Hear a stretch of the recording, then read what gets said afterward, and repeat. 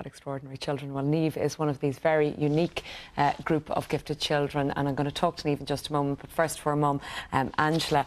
At what age was Niamh, Angela, when you first noticed that she was just a little bit more than being just a smart child? She was very young. It shows up before. She learned to speak very early. She learned to read very early. She could hold a conversation at a very early age. She'd sing her nursery rhymes really early, around 2. 2 years of age? Yeah, easily before 2. She could read before she went to school, and that was, she self-taught herself. At one stage, I thought she was memorising. Right. And then I realised, no, she can actually do this. So it was a very early age. And she just picked it up by picking up a book and working it out? She loved to read. And she was really lucky. I was really lucky in that sense, because she loved to read, and it was easy then to give her a book to read, and she was quite happy with that. But it was very early age. They speak quicker. They learn, they pick up everything much quicker than other children. Can you remember picking up your first book, Niamh? I can't remember picking up my first book. I remember reading at a young age and loving it, but I can't remember now. And you could understand the words and the story. And how many books do you read at the moment? I read about 6 a week. Wow. 6 books a week. Yeah. I'm struggling through a book that I've had since before Christmas, which is Niamh.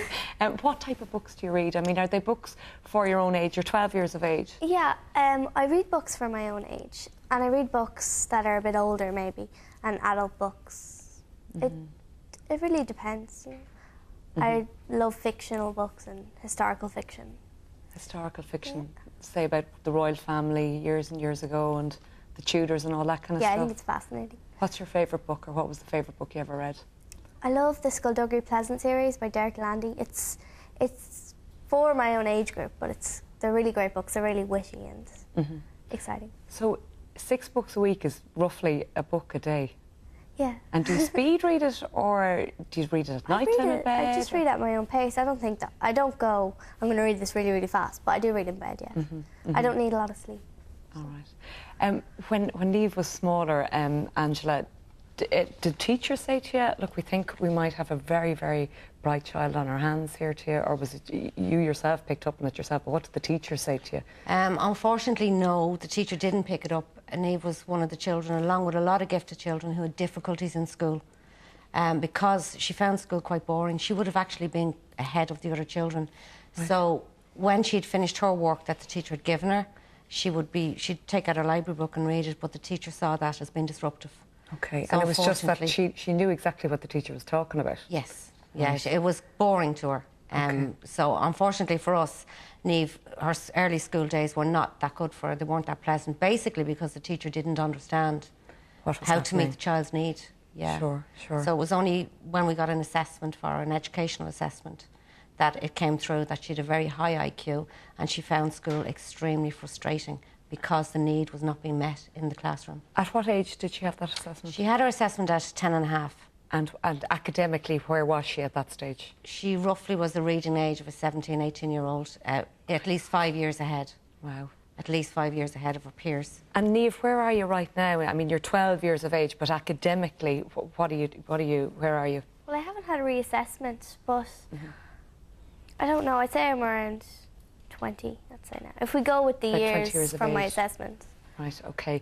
And tell us about what you studied in DCU. You were studying forensic science. Yeah, forensic science and astronomy. And what did you learn about in forensic science? I know nothing about it.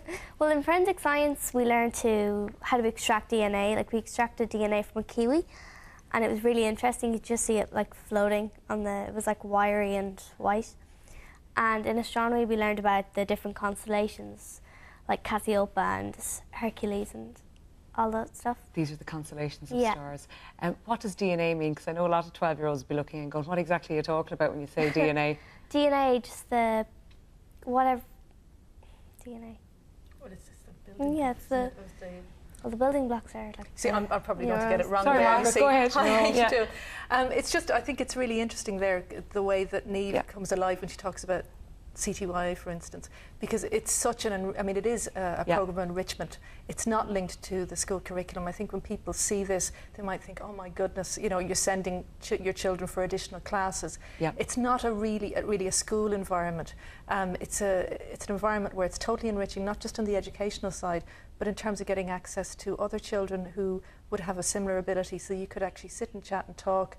The socialisation, the socialising aspect of it is really, really important. And you love it, Niamh. You love going to DCU and learning about all these different things, astronomy. You're doing philosophy this summer, is that right? Philosophy and psychology, yeah. And what's philosophy and psychology all about? Philosophy, the study of ideas. So I just like to learn about, well, the great thinkers of all time, like Socrates and people like that.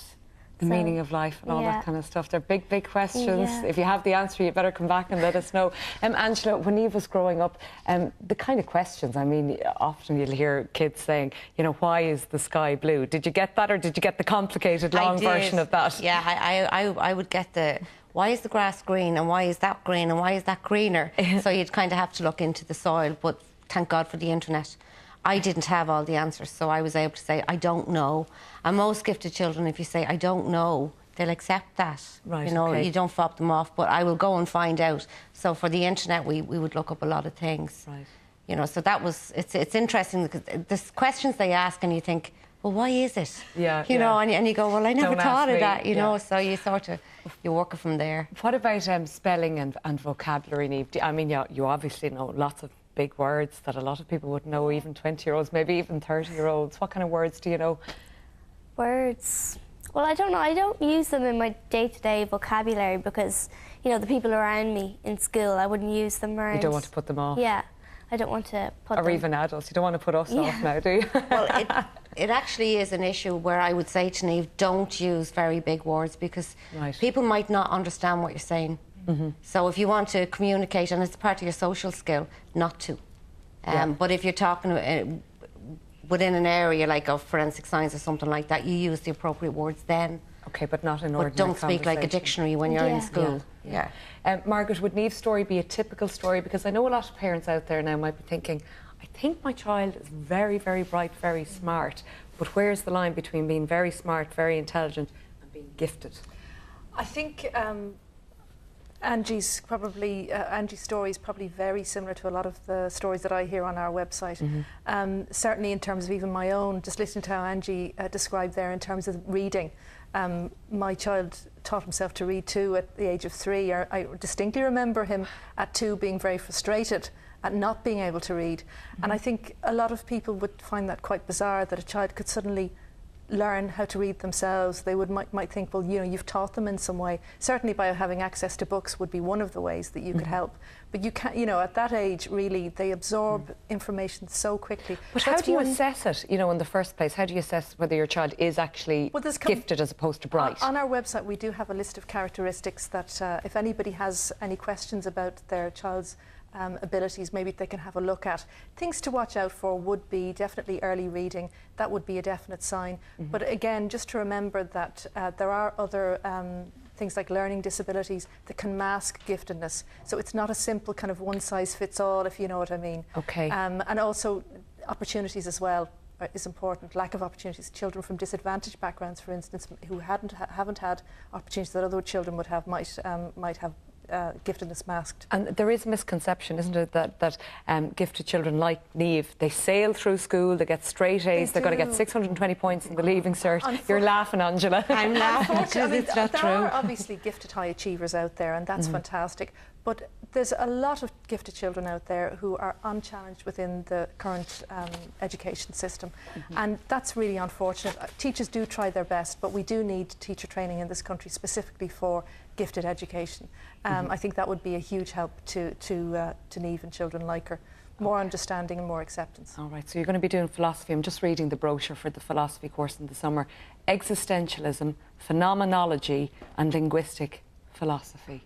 My God, you're an incredibly gifted young child. You're not even that young anymore, Niamh, and I have to say you've done a great job of rearing a child. I mean, I think a lot of parents might be thinking it's hard enough to rear someone decent, but someone who's very bright, and you're a really, really great kid, Niamh, and it was lovely, lovely to talk to you, and I wish you all the best with philosophy, and fair play to you, Angie. You've done a great job. Giftedkids.ie, Margaret.